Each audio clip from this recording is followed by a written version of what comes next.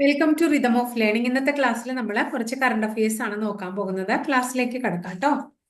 Indian കാലാവസ്ഥാ നിരീക്ഷണ കേന്ദ്രത്തിന്റെ അഥവാ ഇന്ത്യൻ മെറ്റീരിയോളജിക്കൽ ഡിപ്പാർട്ട്മെന്റിന്റെ എത്രാമത്തെ വാർഷികമാണ് 2025 ജാനുവരി 15 നടന്നത്?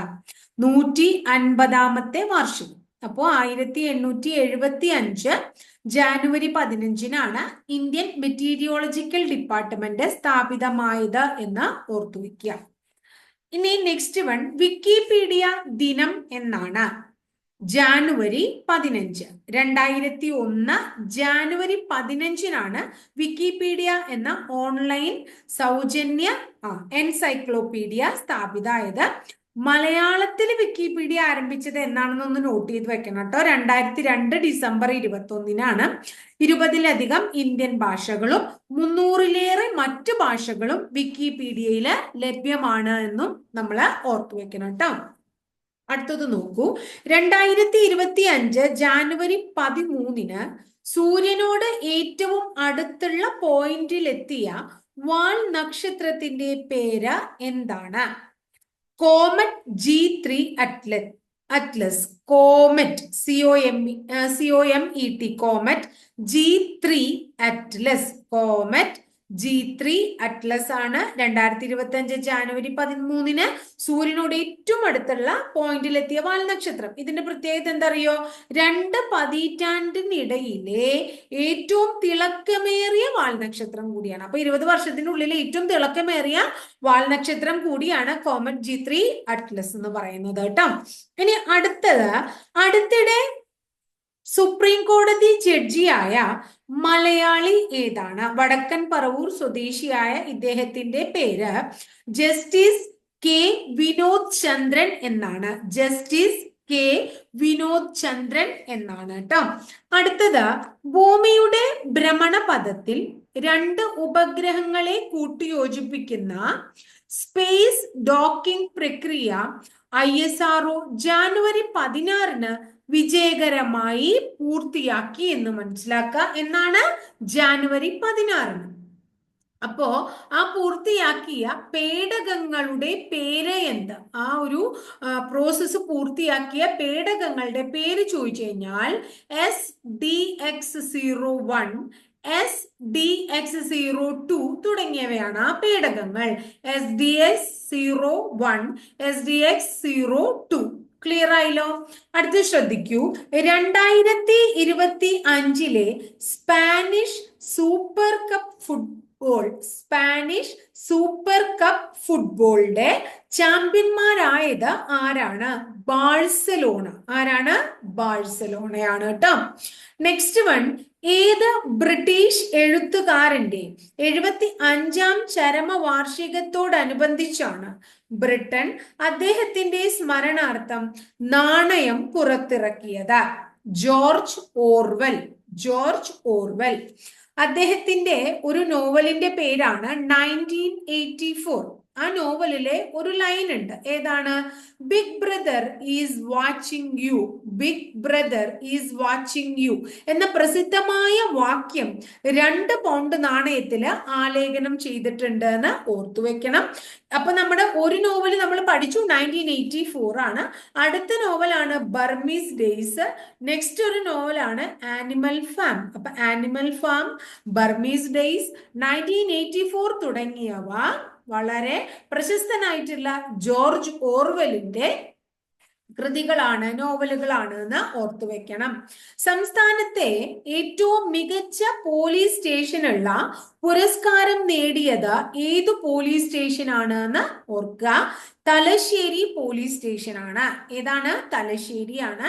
കൊച്ചി സിറ്റിയിലെ മട്ടാഞ്ചേരി പോലീസ് സ്റ്റേഷന് 2nd പൊസിഷൻ ഉണ്ട്. ആലപ്പുഴയിലെ പുന്നപ്ര സ്റ്റേഷനും പാലക്കാട് ടൗൺ നോർത്ത് സ്റ്റേഷനും 3-ാം സ്ഥാനം പങ്കിട്ടിട്ടുണ്ട് എന്ന് ഓർത്തു വെക്കണം. നെക്സ്റ്റ് വൺ, അടിയന്തരാവസ്ഥ കാലത്ത് ജയിൽവാസം അനുഷ്ഠിച്ചവർക്ക് പ്രതിമാസം 20,000 രൂപ പെൻഷൻ അനുവദിച്ച ഇന്ത്യൻ സംസ്ഥാനം ഏതാണ്? ഒഡീഷ. ഏതാണ്? ഒഡീഷ. അടുത്തത്, 15 മാസം പിന്നിട്ട ഗാസ യുദ്ധത്തിന് വിരാമം കുറിച്ച ഇസ്രായേലും ഹമാസും തമ്മിലുള്ള 42 ദിവസത്തെ വെടിനിർത്തൽ കരാർ പ്രാബല്യത്തിൽ വന്നത് എന്നാണ് 2025 ജാനുവരി 19-നാണ്. ഖത്തർ, ഈജിപ്ത്, US എന്നീ രാജ്യങ്ങളുടെ മധ്യസ്ഥതയിൽ നിലവിൽ വന്ന കരാർ പ്രകാരം ഇരു കൂട്ടരും തടവുകാരെ മോചിപ്പിക്കും. ഗാസയിൽ നിന്ന് ഇസ്രായേല് പടിപടിയായി പിന്മാറും. ഇതൊക്കെയാണ് കരാറിൽ പറഞ്ഞേക്കണേ കേട്ടോ. അടുത്തത് 2025 ഇന്ത്യയുടെ 76ാമത്തെ റിപ്പബ്ലിക് ദിന ആഘോഷത്തിന്റെ ചടങ്ങുകൾക്ക് മുഖ്യ അതിഥി ആരായിരുന്നു? Indonesian president പ്രഭാവോ Subianto. Indonesian president പ്രഭാവോ Subianto. French president Emmanuel Macron ആയിരുന്നു 2024 മുഖ്യ അതിഥി എന്നും നമ്മൾ ഓർത്തുവെക്കണം. അടുത്തത് ഗോത്ര സമരനായകനായ ബിർസ മുണ്ടയുടെ 150ാം ജന്മവാർഷികത്തോടനുബന്ധിച്ച് ആരംഭിച്ച കേന്ദ്ര പദ്ധതിയുടെ പേര് എന്താണ്? Panchayat say parliament 2.0. Panchayat say parliament 2.0 എന്താണിത്? രാജ്യത്ത് ഉടനീളമുള്ള പഞ്ചായത്തി രാജ് സ്ഥാപനങ്ങളിൽ നിന്നുള്ള പട്ടികവർഗ വനിതാ പ്രതിനിധികൾക്ക് ഭരണഘടനയെയും പാർലമെന്റിന്റെ നടപടിക്രമങ്ങളെയും കുറിച്ച് അറിവ് നൽകുക എന്ന ലക്ഷ്യത്തോടെ ആരംഭിച്ച പദ്ധതിയാണ് ഇതെന്ന് നിങ്ങൾ ഓർത്തു വെക്കണം. വളരെ പ്രധാനപ്പെട്ട ഒരു ചോദ്യമാണ് കേട്ടോ. ഇനി അടുത്തത്